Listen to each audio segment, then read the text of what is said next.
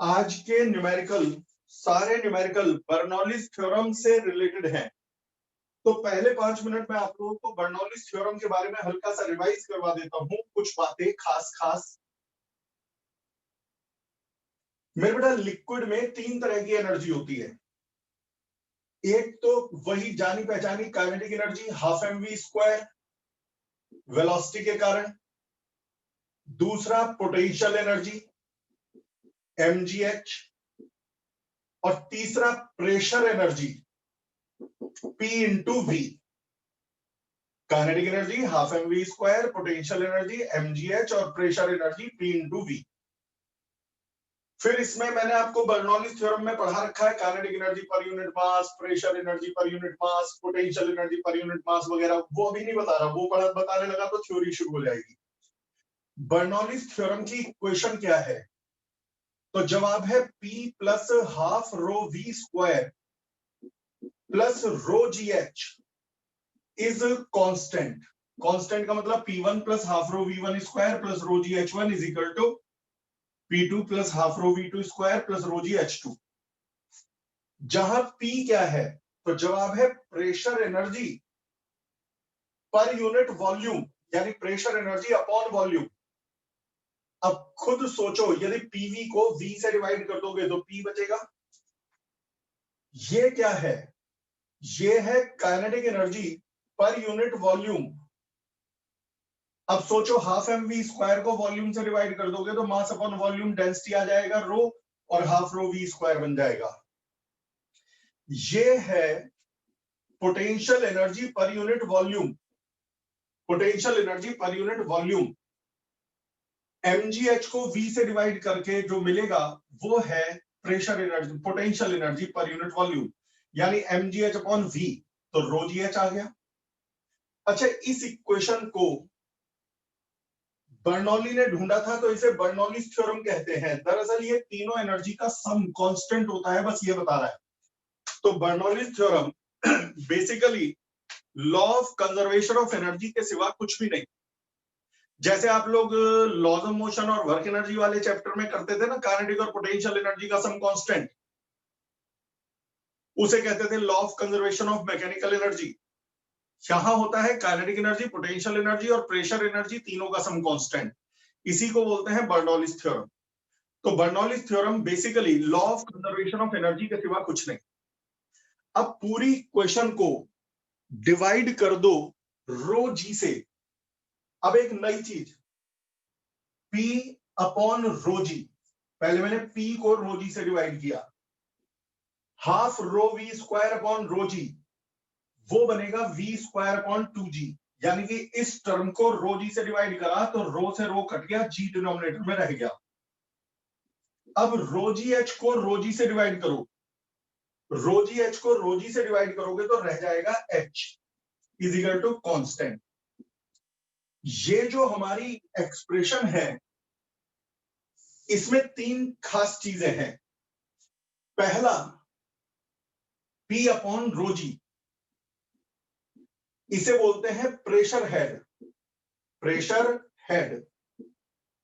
दूसरा है v² upon 2g, इसे अभी समझाना है। भले ही न्यूमेरिकल आज एक और कम हो जाए, कल एक बढ़ा लेंगे, लेकिन थ्योरी पक्की होती है तो न्यूमेरिकल में मजा आता है। v² अपॉन 2g ये कहलाता है वेलोसिटी हेड। तीसरा है h, इसे बोलते हैं gravitational head, gravitational head. P upon rho g pressure head, velocity head, gravitational head. अब तुम एक बात जानते हो कि बेटा 3 क्वांटिटी जब ऐड होती हैं तो तीनों सेम डायमेंशन की होती हैं। H का डायमेंशनल फॉर्मूला है L, यूनिट है मीटर या सेंटीमीटर। v² अपॉन 2g का डायमेंशनल फॉर्मूला भी L है, और इस v² अपॉन 2g की यूनिट भी मीटर या सेंटीमीटर ही आएगी। P अपॉन रो जी का भी डायमेंशनल फॉर्मूला L है, और इसकी भी यूनिट मीटर या सेंटीमीटर आएगी। अब इस चीज को जरा न्यूमेरिकल के हिसाब से सुनो। मैंने कहा प्रेशर हेड यानी कि P upon rho g 2 metre of water है। तो मैं कहना क्या चाह रहा हूं, मैं कहना चाह रहा हूं कि इतना प्रेशर है जितना 2 मीटर खड़े पानी का, इस कमरे में 2 मीटर ऊंचाई तक पानी भर दूं तो जमीन पर जो प्रेशर लगेगा वही है यहां। अब इस चीज को समझने की कोशिश करना, समझने की कोशिश करना।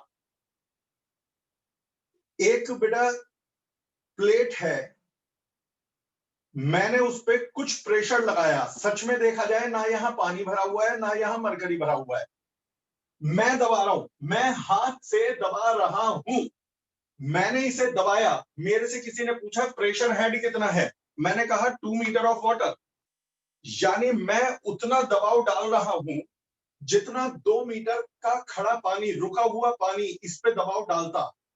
मैं अपना प्रेशर हटा के 2 मीटर ऊंचा वाटर कॉलम भर दूं तो भी इतना ही प्रेशर पड़ेगा, प्रेशर हेड।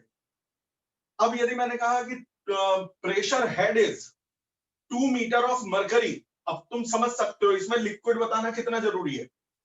मैं कहता हूं pressure head is 2 metre of mercury, तो इसका मतलब है कि यहां उतना दबाव लगाया जा रहा है जितना 2 मीटर ऊंचा मरकरी कॉलम लगाता है। अब 2 मीटर ऑफ वाटर और 2 मीटर ऑफ मरकरी का प्रेशर बराबर होगा क्या? तो जवाब है नहीं, मरकरी की डेंसिटी 13.6 टाइम्स ज्यादा है वाटर से। वाटर की डेंसिटी है 1000 एसआई यूनिट और मरकरी की डेंसिटी है 13,600 एसआई यूनिट। तो मरकरी पानी से 13.6 टाइम्स ज्यादा हैवियर होने के कारण मरकरी का 1 सेंटीमीटर पानी के 13.6 सेंटीमीटर के बराबर प्रेशर लगाता है, क्योंकि बेटा पानी हल्का है तो उसकी ज्यादा ऊंचाई चाहिए। किसी कमरे में 1 मीटर ऊंची मरकरी की लेयर भर दो, दूसरे कमरे में 13.6 मीटर ऊंची वाटर की लेयर भर दो, दोनों कमरों में बराबर प्रेशर होगा बॉटम पे। क्यों बराबर होगा? कई बच्चे कहेंगे पानी तो हमने बहुत ऊंचाई तक भर दिया, अरे पानी लेकिन है तो हल्का, डेंसिटी तो कम है। अब यदि पानी की डेंसिटी कम है, मरकरी की डेंसिटी ज्यादा है, तो मरकरी की कम ऊंचाई भी काफी है। जिस लिक्विड की डेंसिटी डबल होती है उसकी आधी ऊंचाई से ही उतना प्रेशर पैदा हो जाता है। किसी लिक्विड की डेंसिटी 10 गुना ज्यादा हो और उसकी हाइट 10 गुना कम कर दो तो बराबर प्रेशर लगाएंगे। अब मरकरी की डेंसिटी पानी से 13.6 टाइम्स ज्यादा है, तो मरकरी की 13.6 टाइम्स लेस हाइट ही पानी के बराबर प्रेशर लगा देगी। ये सब बातें न्यूमेरिकल में यूज होंगी। तो प्रेशर हेड का मतलब समझ गए? प्रेशर हेड में सिर्फ मैं कहूं प्रेशर हेड 2 मीटर है तो इस बात का कोई सेंस नहीं है। प्रेशर हेड 2 मीटर का मतलब क्या है? 2 मीटर मरकरी के बराबर प्रेशर या 2 मीटर ऊंचे पानी के बराबर प्रेशर, किसके बराबर? यही बात है वेलोसिटी हेड, उसकी भी यूनिट मीटर होती है। मैंने कहा कि एक दीवार पर पानी की बौछार टकरा रही है, लिक्विड की बौछार टकरा रही है। एक दीवार पर लिक्विड वेलोसिटी v से टकरा रहा है। अब तुम जरा सोच, यहां पे आता है वेलोसिटी हेड। यदि लिक्विड v वेलोसिटी से टकरा रहा है तो दीवार पे प्रेशर लगाएगा। यदि वेलोसिटी ज्यादा होगी तो दीवार पे ज्यादा प्रेशर लगेगा। मैंने कहा इस समय velocity head 2 metre of mercury है, यानी जो ये लिक्विड दीवार पे टकरा के दबाव बना रहा है, प्रेशर बना रहा है, वो 2 मीटर ऊंचे मरकरी कॉलम के बराबर बना रहा है।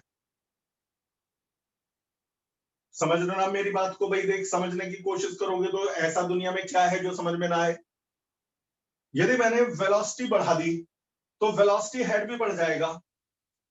मैंने इस समय कम वेलोसिटी है तो दीवार पर मैंने कहा velocity head to 1 metre of water है, यानी दीवार पे जो लिक्विड टकरा रहा है वो इतना प्रेशर पैदा कर रहा है जितना 1 मीटर ऊंचा वाटर कॉलम करता। अब मैंने वेलोसिटी बढ़ा दी, अब दीवार पे ज्यादा प्रेशर लगने लगा, और यदि दीवार पे ज्यादा प्रेशर लगने लगा तो वेलोसिटी हेड बढ़ गया। अब इसका वेलोसिटी हेड मान लो 3 मीटर ऑफ वाटर है, तो दीवार पे इतना प्रेशर लग रहा है जितना 3 मीटर ऊंचा वाटर कॉलम का प्रेशर होता है। तो वेलोसिटी हेड हो या प्रेशर हेड हो या ग्रेविटेशनल हेड हो, सबकी यूनिट मीटर है। और सबके साथ कोई ना कोई लिक्विड लिखा जाता है। जैसे मैंने कहा pressure head 2 metre of mercury, तो ठीक है, 2 मीटर ऑफ वाटर ठीक है, लेकिन एक बात याद रखना, लिक्विड वो मरकरी का 1 सेंटीमीटर पानी के 13.6 सेंटीमीटर ऊंचे कॉलम के बराबर प्रेशर लगाता है। अब शुरू होता है आगे। मैं इतने हिस्से को मिटाऊंगा ही नहीं आज, इसे रब करता रहूंगा। 6-7 न्यूमेरिकल ही तो है। न्यूमेरिकल नंबर मतलब 77। इससे ज्यादा तसल्ली से और एक्सप्लेनेशन के साथ न्यूमेरिकल नहीं हो सकते। At what speed velocity head of stream of water, वो कह रहे हैं पानी कितनी स्पीड से बहे, वाटर कितनी स्पीड से बहे, पानी कितनी स्पीड से बहे कि velocity head 40 centimetre of mercury हो जाए। आधे बच्चों को तो क्वेश्चन ही नहीं समझ में आने का, बह रहा है पानी और वो कह रहे हैं 40 सेंटीमीटर मरकरी के बराबर हो जाए। वो पानी कितनी स्पीड से बह रहा है पानी कि वेलोसिटी हेड, यदि ये किसी दीवार से टकराए तो कितना प्रेशर लगाए, जितना 40 सेंटीमीटर ऊंचा मरकरी कॉलम प्रेशर लगाता है। आई कुछ समझ में बात? बह कौन रहा है? वाटर। दीवार पे प्रेशर कौन लगा रहा है? वाटर। तो वो कह रहे हैं कि बताओ कितनी स्पीड से पानी बहे, आखिरी बार बोल रहा हूं, कितनी स्पीड से पानी बहे कि सामने यदि मैं कोई दीवार रख दूं तो उस पर उतना प्रेशर लगे जितना 40 सेंटीमीटर ऊंचे मरकरी कॉलम का प्रेशर होता है। ठीक है, तो चलिए तो एक बात बताओ, ये 40 सेंटीमीटर ऑफ मरकरी का मतलब 40 इंटू 13.6 सेंटीमीटर ऑफ वाटर। ठीक है बेटा, तो 0 से तो डेसिमल हटा दो,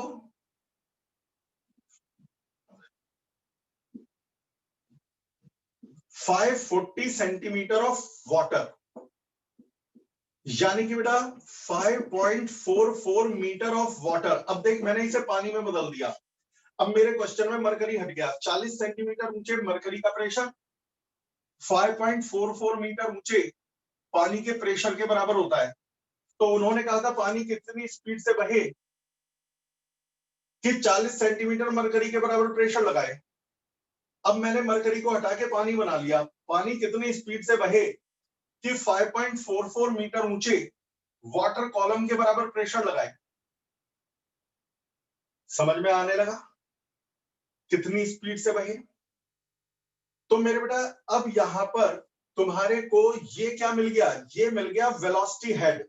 क्या है ये? Velocity head. मैंने पता है सब जब पढ़ाया था वेलोसिटी हेड तो मैंने क्या कहा था कि यदि वेलोसिटी हेड की यूनिट मीटर होती है, प्रेशर हेड की यूनिट मीटर होती है, यदि मैंने कहा velocity head 2 metre of water है तो यानी वेलोसिटी इतनी है कि 2 मीटर ऊंचे पानी कॉलम के बराबर प्रेशर लगाती है।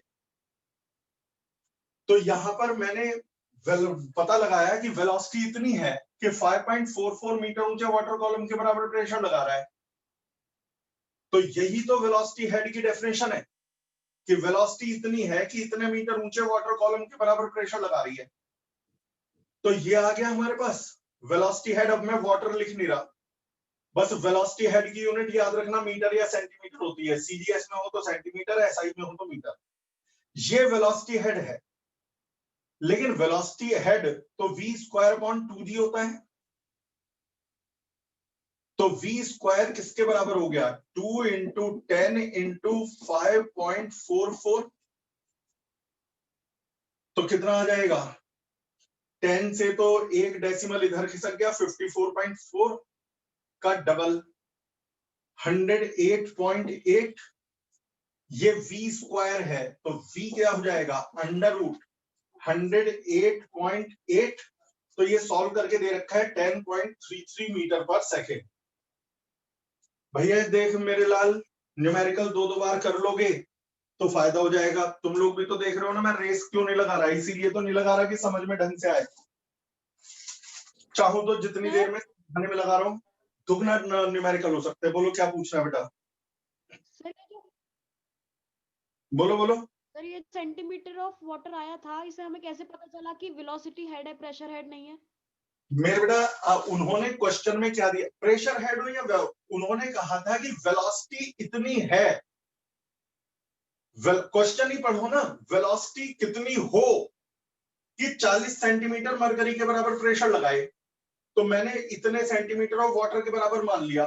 तो वेलोसिटी, पानी की वेलोसिटी इतनी है कि इतने सेंटीमीटर ऊंचे वाटर के बराबर प्रेशर लगा रहा है, तो वेलोसिटी हेड से ही निकलेगी ना, प्रेशर हेड से नहीं निकलेगी, वेलोसिटी हेड से निकलेगी। क्वेश्चन में ही दिया हुआ है ना, वेलोसिटी कितनी हो, तो मैं समझ गया वेलोसिटी हेड का न्यूमेरिकल है। अगला numerical, question number 78।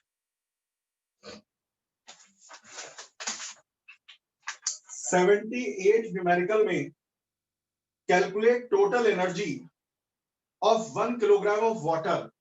Mass of water है 1 किलोग्राम, डेंसिटी ऑफ वाटर ना भी दें तो 1000 किलोग्राम पर मीटर क्यूब।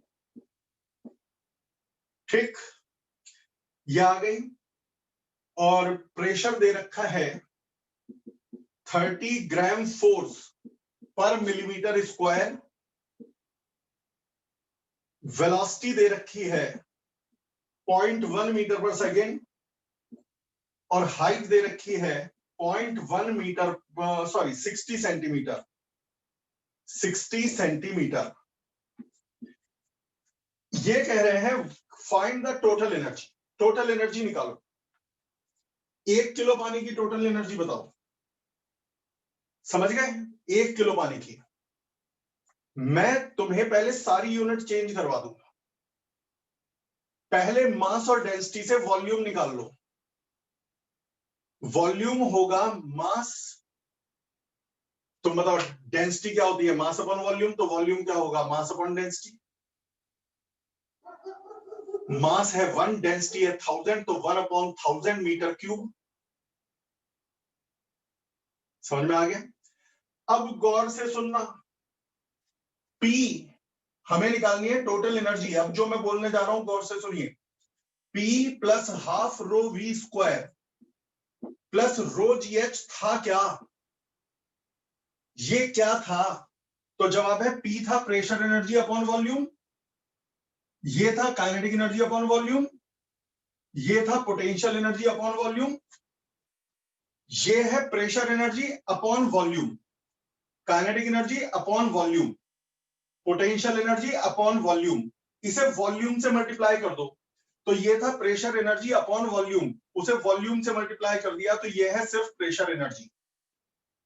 ये था kinetic energy upon volume, volume से मल्टीप्लाई कर दो तो अब बन जाएगा काइनेटिक एनर्जी। ये था potential energy upon volume, volume से मल्टीप्लाई कर दो, अब ये बन गया पोटेंशियल एनर्जी।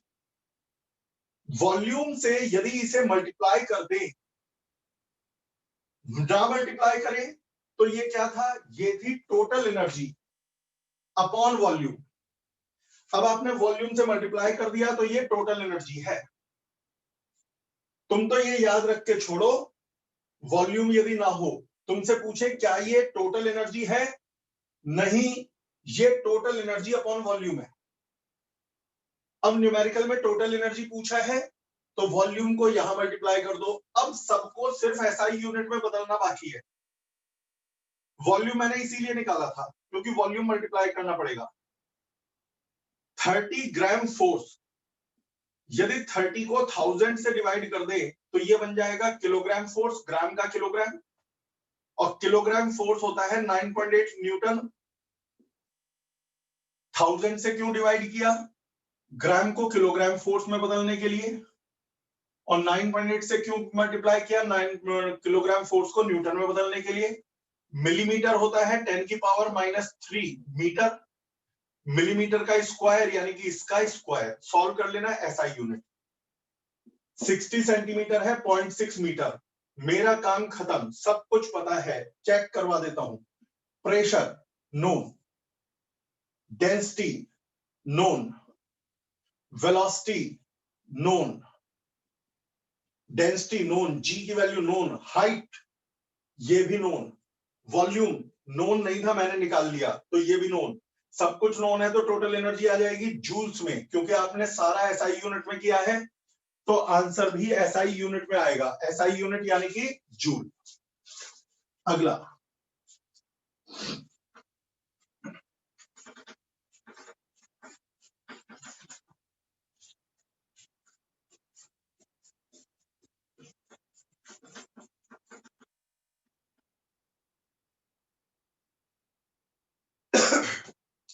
अगला numerical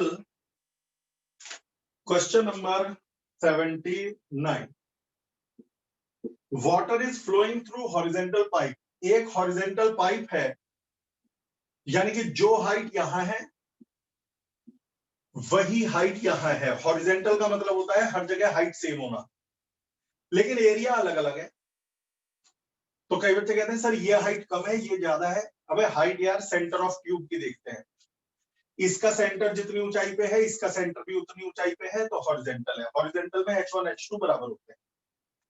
water flows through horizontal pipe, जहां एरिया 10 सेंटीमीटर स्क्वायर है वहां वेलोसिटी, लिक्विड की वेलोसिटी 1 मीटर पर सेकेंड है और वहां प्रेशर 2000 पास्कल है। जहां एरिया 5 सेंटीमीटर स्क्वायर है वहां प्रेशर बताइए। पहले यहां वेलोसिटी निकालनी पड़ेगी, बिना वेलोसिटी के प्रेशर नहीं निकलेगा। अब बच्चे कहेंगे वेलोसिटी कैसे निकालें? A इंटू वी क्या होता है? A इंटू वी होता है वॉल्यूम फ्लोइंग पर सेकेंड। जितना वॉल्यूम हर सेकेंड एंटर कर रहा है वो है A1 V1, जितना वॉल्यूम हर सेकेंड बाहर निकल रहा है वो है A2 V2, लेकिन ये बराबर होंगे। इसे बोलते हैं equation of continuity. Equation of continuity है A1 V1 is equal to A2 V2। इसमें आपको A1 नोन है, V1 नोन है, A2 नोन है, V2 निकाल लेना। एरिया आधा हो गया है, बिना कैलकुलेशन के बता रहा हूं, वेलोसिटी डबल आएगी।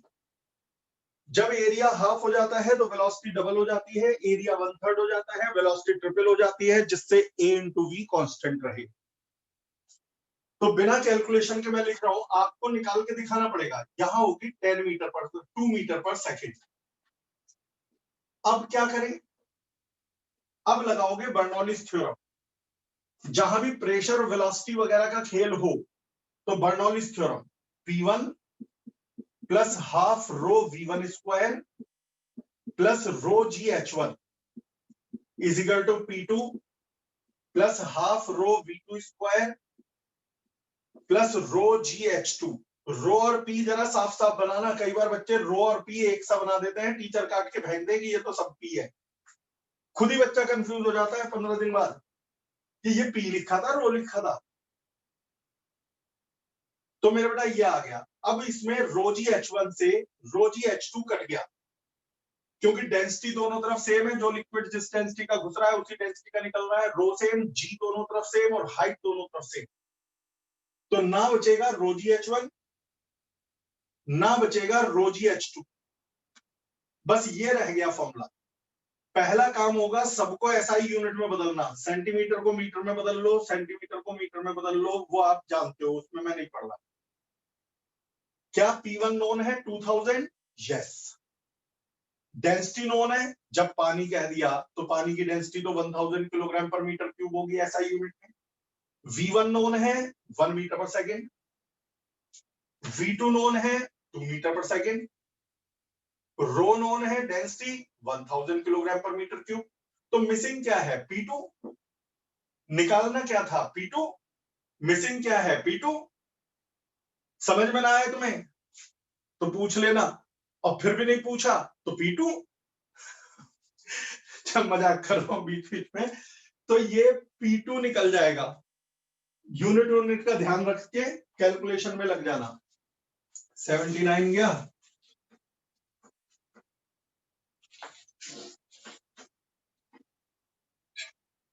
जब वेलोसिटी बढ़ती है तो एरिया कम हो जाता है, एरिया बढ़ता है, वेलोसिटी कम हो जाती है, लेकिन ए इंटू वी कॉन्स्टेंट होता है। एक बात बताऊं, अलग से बता रहा हूं, तुमने कभी किसी नल से पानी गिरते हुए देखा हो तो पानी की धार नीचे आते आते पतली होने लगती है, शायद याद हो, कभी नोटिस किया हो, पानी ऊपर से मोटा निकलेगा, नीचे आते आते पतला। ये भी A1V1 is equal to A2V2 का ही है, इक्वेशन ऑफ कंटिन्यूटी। यहां वेलोसिटी कम है, यहां वेलोसिटी ज्यादा है, क्योंकि जब पानी ऊपर से गिरेगा तो पोटेंशियल एनर्जी कम होगी, और जब पोटेंशियल एनर्जी कम होगी तो काइनेटिक एनर्जी बढ़ेगी, यानी वेलोसिटी बढ़ेगी। तो यहां वेलोसिटी कम है, यहां वेलोसिटी ज्यादा है, और जहां वेलोसिटी ज्यादा होगी वहां एरिया कम होगा। तो लिक्विड जैसे जैसे ऊपर से नीचे आता है तो वेलोसिटी घटने लगती है, और वेलोसिटी घटने लगती है तो वेलोसिटी बढ़ने लगती है, वेलोसिटी बढ़ने लगती है तो एरिया कम होने लगता है। तो जैसे जैसे पानी ऊपर से नीचे आएगा तो एरिया कम होता जाएगा। यदि कोई मुझे यहाँ पे एरिया दे दे, यहां एरिया दे दे, यहां वेलोसिटी दे दे, मैं यहां निकाल दूंगा। कौन सा फॉर्मूला लगा के? A1V1 is equal to A2V2। अगला अगला क्वेश्चन, क्वेश्चन नंबर, सर बोलो बेटा। सर क्वेश्चन 79 में प्रेशर नेगेटिव आएगा ना? जो भी आएगा नेगेटिव आएगा नहीं, वैसे तुम अपने आप करके देखना, जो भी आएगा वही आंसर होगा, प्रेशर नेगेटिव नहीं आएगा। अगला क्वेश्चन, कर ली क्या कैलकुलेशन? पॉसिबल नहीं है नेगेटिव आए बेटा। Okay sir. ये हो सकता है कि हमारी शीट में ही गलत डिजिट टाइप हुई भी हो, मैं कभी भी ये नहीं कहता, टू अर्रेज ह्यूमन, गलती हो जाती है, टाइपिंग फॉल्ट हो सकती है, लेकिन जो भी आएगा इसी फॉर्मूले से आएगा, इसी तरीके से आएगा। अगला क्वेश्चन बेटा, each of the two wings of aeroplane has area 30 metre square. एक बेटा एरोप्लेन का विंग है, इसका जो सरफेस एरिया है, हर विंग का सरफेस एरिया 30 मीटर स्क्वायर है, तो टोटल विंग्स का एरिया 60 मीटर स्क्वायर हो गया। वो कह रहे हैं speed of wind, speed of air on upper and lower surface, ऊपर जो वेलोसिटी ऑफ एयर है वो है 90 मीटर पर सेकेंड, और नीचे जो वेलोसिटी ऑफ एयर है, तुम्हें पढ़ाया था ना कि वेलोसिटी डिफरेंस से ही उठता है, वो है 70 मीटर पर सेकेंड। यदि एरोप्लेन लेवल हाइट पर उड़ रहा है, लेवल हाइट का मतलब ना इसकी हाइट बढ़ रही है ना घट रही है, तो पहले तो ये बताओ कि इसका मास कितना है, और दूसरा हवा का फोर्स कितना लग रहा है, फोर्स कितना है और इसका मास कितना है। तुम जानते हो जहां वेलोसिटी ज्यादा होगी, V1 ज्यादा है, तो प्रेशर P1 कम होगा, और यहां वेलोसिटी कम है तो P2 ज्यादा होगा। यही P2 और P1 का जो डिफरेंस है, ये इसे अपवर्ड थ्रस्ट देता है। तो इसे ऊपर की तरफ कितना प्रेशर लग रहा है, तो पहले P2 माइनस P1 निकालना पड़ेगा। P1 चाह रहा है दबाए, P2 चाह रहा है उठाए, उठाने वाला प्रेशर ज्यादा है, क्योंकि वेलोसिटी कम है तो प्रेशर ज्यादा है। तो मुझे ढूंढना क्या है? मुझे ढूंढना है P2 माइनस P1, वो अपवर्ड प्रेशर। और क्या दिया हुआ है? Density of air 1.29 kilogram per metre cube. आसान क्वेश्चन। सबसे पहले बर्नौलीज थ्योरम लगाइए, P1 P2 plus half rho V2 square is equal to P1 plus half rho V1 square. अब यहां बात आती है रो GH1 और रो GH2 क्यों नहीं लिखा? कट गए, क्योंकि इसके ऊपर वाले पोर्शन की जमीन से ऊंचाई और नीचे वाले पोर्शन की जमीन से ऊंचाई ऑलमोस्ट सेम है। विंग बहुत पतला होता है। एक बात बताओ, मान लो ग्राउंड से एरोप्लेन 10 किलोमीटर ऊपर है, तो विंग के नीचे वाले हिस्से, जिसे मैं 2 कह रहा हूं, और ऊपर वाले हिस्से को 1 कह रहा हूं, तो यहां जमीन से ग्राउंड के नीचे वाले हिस्से की हाइट तो होगी H1, और जमीन से इसके ऊपर वाले हिस्से की हाइट होगी H2, लेकिन वो तो ऑलमोस्ट सेम होंगे क्योंकि विंग बहुत पतला सा होता है। तो रो GH1 यहां से और रो GH2 यहां से कट गया, तो P2 बड़ा था तो मैंने इसीलिए P2 लेफ्ट में लिखा, P2 माइनस P1 हो जाएगा half rho V1 square minus half rho V2 square, तो half rho common V1 square minus V2 square. ये है अपवर्ड प्रेशर, यही है अपवर्ड प्रेशर जो एरोप्लेन को उठा रहा है। यदि मैं प्रेशर को एरिया से मल्टीप्लाई कर दूं तो ये है नेट अपवर्ड फोर्स। तो उन्होंने कहा था नेट अपवर्ड फोर्स निकालो, तो मैं यही निकालना था, मैं इसे मिटा के लिख देता हूं नेट अपवर्ड फोर्स। अब नेट अपवर्ड फोर्स निकालने के लिए देखना पड़ेगा क्या सब कुछ मेरे पे अवेलेबल है। क्या चाहिए, रो V1 V2 और A, ये रहा रो, ये रहे V1 और V2, ये रहा A 60 क्यों लिखा पहले ही सुन लो, शीट में 30 लिखा हुआ है। उन्होंने कहा each wing has area 30 metre square, each wing, तो 2 विंग तो 60 हो गए। तो एरोप्लेन जितना भारी होता है उसके विंग उतने ही ज्यादा एरिया के बनाने पड़ते हैं, क्योंकि विंग का एरिया ज्यादा होगा तो अपवर्ड फोर्स ज्यादा होगा, विंग का एरिया कम होगा तो अपवर्ड फोर्स कम होगा। तभी तुमने देखा होगा जो बहुत बड़े बड़े जंबो जेट होते हैं उनके विंग्स कितने बड़े बड़े होते हैं, एरिया कितना ज्यादा होता है, तो वो इसीलिए। तो सारी चीजें मालूम है तो आप यहां से निकाल लोगे नेट अपवर्ड फोर्स। अब एक बात बताओ, वो कह रहे हैं एरोप्लेन का मास बताओ। तुमने नेट अपवर्ड फोर्स बता लिया और वेट है mg, मान लो मास m है तो वेट है mg। तो ऊपर धक्का कौन दे रहा है, नेट अपवर्ड फोर्स, नीचे धक्का कौन दे रहा है, mg, दोनों बराबर हैं, तो mg is equal to net upward force. ये दूसरा पार्ट है। अब कई बच्चे कहेंगे क्यों सर, अरे भैया यूं, क्योंकि उन्होंने कहा था एरोप्लेन कांस्टेंट हाइट पे उड़ रहा है। यदि नेट अपवर्ड फोर्स बड़ा होता वेट से तो वो एरोप्लेन की हाइट बढ़ने लगती, और यदि नेट अपवर्ड फोर्स छोटा होता वेट से तो वेट भारी होता तो ये नीचे गिरने लगता या नीचे उतरने लगता। लेकिन ना ये ऊपर जा रहा ना नीचे, ये तो कांस्टेंट हाइट पे उड़ रहा है।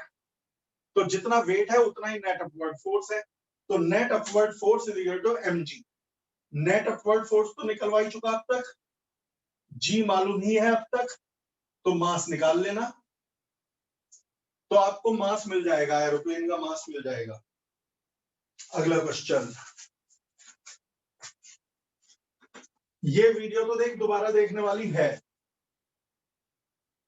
और बल्कि एक काम करता हूं, क्यों हर बच्चा ही इसको दोबारा मांगेगा, बर्नौलीज थ्योरम है भी बहुत इंपॉर्टेंट, तो मैं इसे YouTube पे ही डाल दूंगा, इसमें तुम्हें मेरे से मांगने की जरूरत नहीं, आधा पौन घंटे में घंटा भर में ये YouTube पे अपलोड हो जाएगी। अगला question, question number 81, 600 kilogram of water is pumped in a tank पर मिनट। एक टैंक में हम लगातार पानी पंप कर रहे हैं, कितना, 600 किलोग्राम वाटर पानी पंप कर रहे हैं under a pressure of 10 gram weight पर स्क्वायर मिलीमीटर, यानी मिलीमीटर स्क्वायर, पहले यूनिट बदल लो, 10 को 1000 से डिवाइड कर दो तो ये ग्राम वेट का हो गया किलोग्राम वेट, और किलोग्राम वेट होता है 9.8 न्यूटन, जिसे मैं रफली 10 न्यूटन कह देता हूं, और मिलीमीटर होता है 10 की पावर -3 मीटर, उसका स्क्वायर हो जाएगा 10⁻⁻6 मीटर स्क्वायर। 2 जीरो से 2 जीरो कट गए, 10 की पावर नीचे रह गया -5, ऊपर आकर के हो गया 10 की पावर 5 पास्कल। ये प्रेशर है। तो ये कह रहे हैं पर मिनट, यानी हर मिनट यानी 60 सेकंड में इतना मास एंटर कर रहा है पानी, और पानी की डेंसिटी होती है 1000 किलोग्राम पर मीटर क्यूब। तो वो कह रहे हैं बताओ कितने हॉर्स पावर की मोटर चाहिएगी। भाई अब ये बता, पंप से पानी को फेंक रहे हैं तो पंप को वर्क करना तो पड़ेगा, तो पंप को कितना वर्क करना पड़ेगा। एक बात याद रखो, एनर्जी वर्क डन ही तो है। काइनेटिक एनर्जी क्या है, किसी बॉडी की वेलोसिटी बढ़ाने में किया गया वर्क। पोटेंशियल एनर्जी क्या है? किसी की हाइट बढ़ाने में किया गया वर्क। एनर्जी ही वर्क है। जो हम वर्क करते हैं वो किसी ना किसी एनर्जी में बदल जाता है। तो पानी को अंदर फेंकना है, 600 किलो पानी हर 60 सेकंड में धक्का देना है अंदर प्रेशर से, और वो प्रेशर है इतना। तो बताओ इंजन कितने हॉर्स पावर का चाहिए? तो पहले ये पता लगाओ कि यहां वर्क कितना करना पड़ेगा। और वर्क कैसे निकलेगा? प्रेशर एनर्जी से। जहां भाई मैं सोचता कैसे हूं, मैं हमेशा उल्टा सोचता हूं। मुझे निकालना है इंजन कितनी हॉर्स पावर का चाहिए, मैं समझ गया मुझे वर्क निकालना पड़ेगा कि कितना वर्क करना पड़ेगा, और वर्क का पता चलता है एनर्जी से। अब यहां पर क्या उन्होंने वेलोसिटी दी? यदि वेलोसिटी देते तो मैं काइनेटिक एनर्जी से वर्क निकालता। क्या उन्होंने हाइट दी? नहीं तो मैं पोटेंशियल एनर्जी से वर्क निकालता। उन्होंने प्रेशर दिया तो मैं समझ गया लिक्विड में प्रेशर एनर्जी भी तो है, तो मैं प्रेशर एनर्जी से वर्क निकालूंगा। प्रेशर एनर्जी होती है पीवी, ध्यान रहे, प्रेशर एनर्जी होती है पीवी। वॉल्यूम होता है मास अपॉन डेंसिटी। प्रेशर है 10 की पावर 5, मास है 600 किलो, डेंसिटी है 1000। 2 जीरो कट गए, रह गया 6 इंटू 10 की पावर 4 जूल। इतनी एनर्जी है, इसे इतनी एनर्जी देनी पड़ेगी, और जितनी एनर्जी देनी पड़ेगी उतना ही वर्क करना पड़ेगा। लैंग्वेज में लिखा जाएगा this energy is provided by work done by the motor. इतने जूल वर्क करना पड़ेगा, 6 इंटू 10 की पावर 4 जूल। तो पावर क्या होगी? पावर होती है वर्क अपॉन टाइम। वर्क है 6 इंटू 10 की पावर 4 जूल, और टाइम है 60 सेकेंड, यानी 6 इंटू 10 सेकेंड, तो 1000 वॉट। 6 से 6 कट गया, यानी 1000 वॉट की मोटर लगेगी। लेकिन वो तो कह रहे हैं हॉर्स पावर बताओ, तो वॉट में आया है 1000 वॉट, उसे 746 से डिवाइड कर दो तो हॉर्स पावर में आ जाएगा आंसर। तुमने पढ़ा होगा कि 1 हॉर्स पावर होती है 746 वॉट, तो ये 1.31 हॉर्स पावर की मोटर लगेगी। क्या सीखा? प्रेशर दिया हुआ था तो मैंने प्रेशर एनर्जी निकाल के वर्क का पता लगाया। यदि वो वेलोसिटी देते तो मैं काइनेटिक एनर्जी से वर्क का पता लगाता। वो हाइट देते तो मैं पोटेंशियल एनर्जी से वर्क का पता लगाता। तो मैंने वर्क निकालने की कोशिश करी, और वर्क निकालने के बाद पावर निकाली, वो वॉट में आ गई, और फिर हॉर्स पावर निकाली, और मेरे को एक चेन बन गई कि भाई ऐसे ऐसे करना है। अगला क्वेश्चन 82 एक कंटेनर के बॉटम में है होल, जिसे कहते हैं ऑरिफाइस। इससे जो लिक्विड बाहर निकलता है उसकी वेलोसिटी होती है √2gh। इसे बोलते हैं वेलोसिटी ऑफ फ्लक्स। स्पेलिंग है EFFLUX। समझ गए? ये है वेलोसिटी ऑफ फ्लक्स। ये आया कैसे था मैं याद दिलाऊं। यहां है एटमॉस्फेरिक प्रेशर, इसे 0.1 मान लो, इसे 0.2 मान लो, रिवाइज करवा लो। यहां पे P1 plus half rho V1 square plus rho GH1, ये height, is equal to P2 plus half rho V2 square plus rho GH2। यहां पर जो प्रेशर है वो P1 है, और यहां निकलने के बाद लिक्विड पे जो प्रेशर लगेगा वो P2 है। लेकिन यहां भी एटमॉस्फेयर का प्रेशर लग रहा है, तो P1 है PA, और बाहर निकलने के बाद भी लिक्विड पे एटमॉस्फेयर का ही प्रेशर लगेगा, तो P2 भी है PA, और ये PA तो कट गए। यहां वेलोसिटी है 0, नेग्लिजिबल। यहां थोड़ी निकल रहा है, वेलोसिटी नेग्लिजिबल। मैं नेग्लिजिबल क्यों कह रहा हूं? अरे बेटा जब ये लिक्विड बाहर निकलेगा तो थोड़ा थोड़ा कुछ वेलोसिटी से ये नीचे भी जाएगा ना, लेकिन जितनी वेलोसिटी से नीचे जाएगा उसे नेग्लिजिबल मान लिया है। तो इसीलिए V1 है 0, 1 का मतलब यहां पे वेलोसिटी, तो V1 है 0, H1 है H, यहाँ की हाइट है h, p2 है pa वो तो कट गया, v2 है v, यहाँ पे वेलोसिटी, और h2 है 0, जमीन पे हाइट तो 0 है, तो rho g h is equal to half rho v square. मैंने रिवाइज करवा दिया, रो से रो कट गया, सॉल्व करके क्या आएगा, v square is equal to plus से प्लस भी हटा दो, v square is equal to 2gh, तो वेलोसिटी अंडर रूट 2gh। तुम तो एक बात याद रखो आगे से, यदि होल की गहराई h है, गहराई ऊंचाई नहीं, गहराई सरफेस से डेप्थ h है, तो लिक्विड बाहर आता है वेलोसिटी अंडर रूट 2gh से, और पीए वगैरह को मत ध्यान दे रहा क्योंकि पीए तो कट गया था दोनों तरफ से, समझ गए। तो वेलोसिटी है अंडर रूट 2gh, जहां h है इसकी गहराई।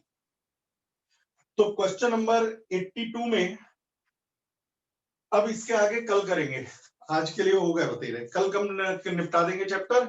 फिलहाल इतनों को रिवाइज करो, ये ओरिफाइस वाले कैटेगरी वाले कल हो जाएंगे। और होमवर्क में पहले ही बता चुका हूं, सॉल्व और कंसेप्चुअल पे दिमाग लगा दो, 2 दिन का समय है तुम्हारे पास, 3 दिन का, परसों तक मुझ पे डाउट्स आ जाने चाहिए, परसों ही भेजना डाउट, आज से मत भेजना, वो व्हाट्सएप में खो जाएंगे, लेकिन परसों डाउट्स चाहिए। अभी के लिए इतना ही। Thank you sir. ओके बेटा, समझ में आ गए बच्चों थैंक यू सारे? सर। समझ आ गए? Yes sir. Yes sir. Good बेटा।